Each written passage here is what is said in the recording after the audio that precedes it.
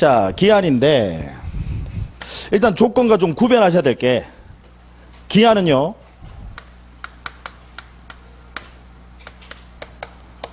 장래효입니다. 장래효인데 문제는 특약으로 소급효 인정할 수 있느냐? 절대 안 돼. 일단 우리 법에서 이렇게 규정을 두고 있습니다. 대법원 판례도 이 법 규정과 마찬가지로 대법원 판례도 존재합니다.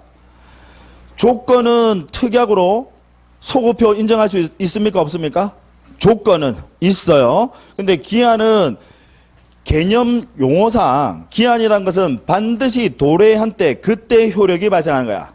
이해하시겠죠? 따라서 얘는 절대로 장래효만 있을 뿐이지 당사자 특약으로 소급효 인정할 수 있습니까? 없습니까? 없어요. 일단 그 부분 시험에서 알아두셔야 되고.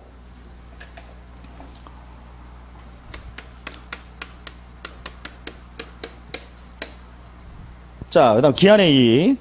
자, 기한의 이익은, 기한의 이익이라는 게 기한이 남아있음으로 인해서 이익을 보는 걸 이야기해요. 그럼 기한의 이익은 채권자를 위한 것으로 추정합니까? 아니면 채무자를 위한 것으로 추정합니까? 채무자를, 얘는 채무자를 위한 것으로 추정한다.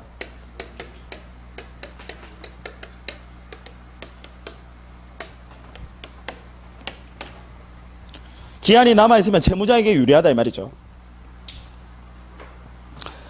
다만 여러분, 기한의 이익은 포기할 수 있습니까? 없습니까? 포기할 수 있어요. 무슨 이야기냐면 내가 12월 31일까지 갚기로 돼 있는데 중간에 6월 1일 날 돈 갚을 수 있어요? 없어요? 있어요. 다만 기한의 이익은 포기할 수 있지만 상대방의 권리를 해하지는 못한다라고 돼 있거든. 따라서 포기할 수 있지만 뭐 주셔야 돼? 포기하게 되면 뭐 주셔야 돼? 중도 상환 수수료 주셔야 된다 이 말이죠. 무슨 얘기인지 아시겠죠?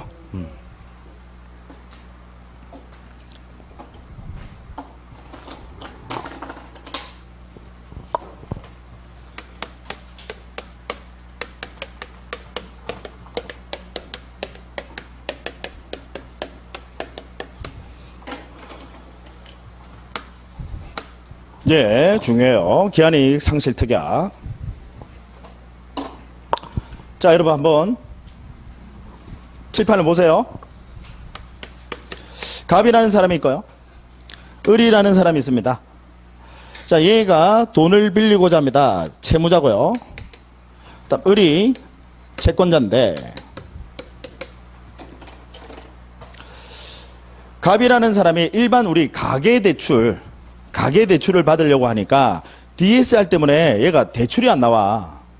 그래서 어떻게 하느냐면 사업자 대출을 받습니다. 뭐 해가지고요? 사업자 등록해서요. 사업자 대출을 받고자 합니다. 그래서 실제로 사업자 등록을 해요. 여러분들 우리 실무랑 관련 있는 것들이니까 좀 알아두세요. 그래서 얘 시험에도 잘 나와. 사업자 대출을 받습니다. 가계 대출이 안 되니까 DSR 때문에요. 그래서 사업자 대출은 이게 DSR 적용이 완화되어 있거든요.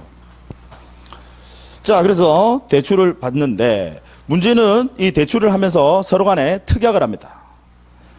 만약에 사업자 등록을 말소를 하게 되면 그러면 기한의 이익은 상실한다라고 특약을 했다 이 말이죠. 그럼 기한의 이익이 상실된다는 것은 무슨 이야기예요? 기한의 이익이 상실된다 무슨 이야기예요? 돈 갚아라 이 말입니다. 무슨 이야기인지 아시겠죠? 예. 이 대출하면서 사업자 대출하면서요. 여러분 알아두세요. 사업자 대출할 때 은행 가면요 이런 거 기한이익 상실 특약합니다. 예. 그래서 사업자 등록 말소시키면 너 기한이익 상실 돈 갚아라 이 말이에요.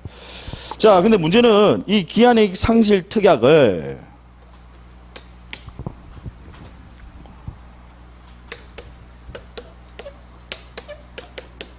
형성권적 기한이익 상실 특약으로 볼 것이냐 아니면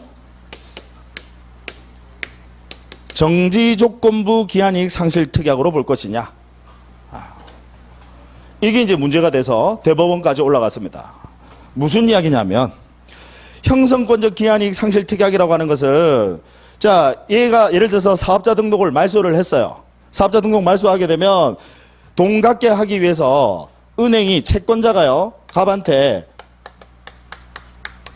계약 해지라는 의사 표시해 주셔야 된다 이 말이야. 형성권 행사하라 이 말이야. 계약 해지 그러면 이제 돈 갚아야 된다 이 말이에요.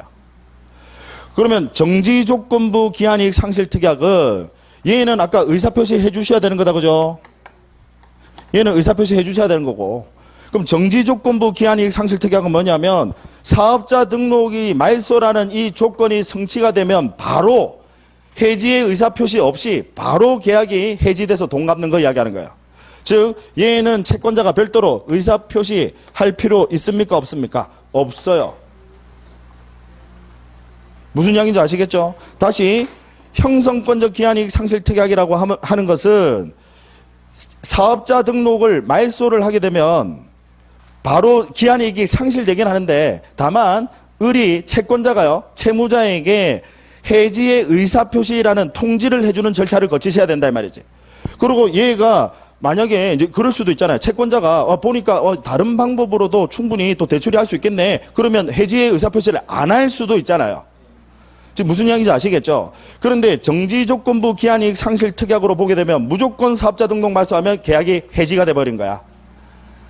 이해되시죠? 자, 그러면 여러분 둘 중에 채무자에게는 어느 게 더 유리해요? 항상 우리 판례는 약자, 채무자를 위해서 판단을 내리겠지. 어느 게 더 유리해? 형성권적 기한이익 상실특약으로 본다라는 게 이게 우리 대법원 판례 입장이다 이 말이죠.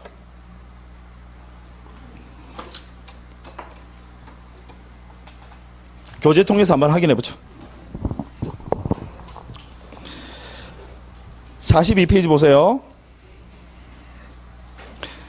교재 42페이지 찾으셨나요? 예. 그 아랫부분에 제153조 나오고요. 네모 박스 아라비아 숫자 1번 보세요. 1번 별표 해주세요. 별표. 자, 기한이익 상실특약은 이제 기한이익 상실특약이 뭔지 아시겠죠? 이제 이 사업자 대출 생각하세요. 보통 사업자 대출 하실 때 이제 기한이익 상실특약 합니다. 사업자 등록 왜 했냐면 실컷 대출 받아놓고 나중에 사업자 등록 말소시킬 수도 있거든. 예. 자, 기한이익 상실특약은 특별한 사정이 없는 한 우리 대법원 판례는 형성권적 기한이익 상실특약으로 추정된다라는 거.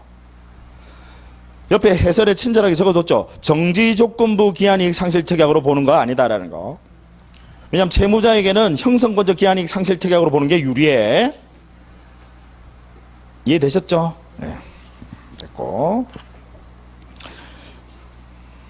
그 다음 41페이지 교재 41페이지 보세요. 몇 가지 체크합니다. 자, 41페이지 위에 네모 박스 찾으셨죠? 예. 네. 거기 9번 보세요. 아라비아 숫자 9번. 조건의 소급표 보이십니까? 예. 네. 자, 해제 조건이 있는 법률행위는 조건이 성취한 때로부터 효력을 잃지만 당사자 의사에 따라 이를 소급하게 할 수 있다. 즉 소급표, 특약으로 소급표 인정할 수 있습니까? 없습니까? 있어요. 아까 조건은 가능하다고. 기한은 안 돼. 예.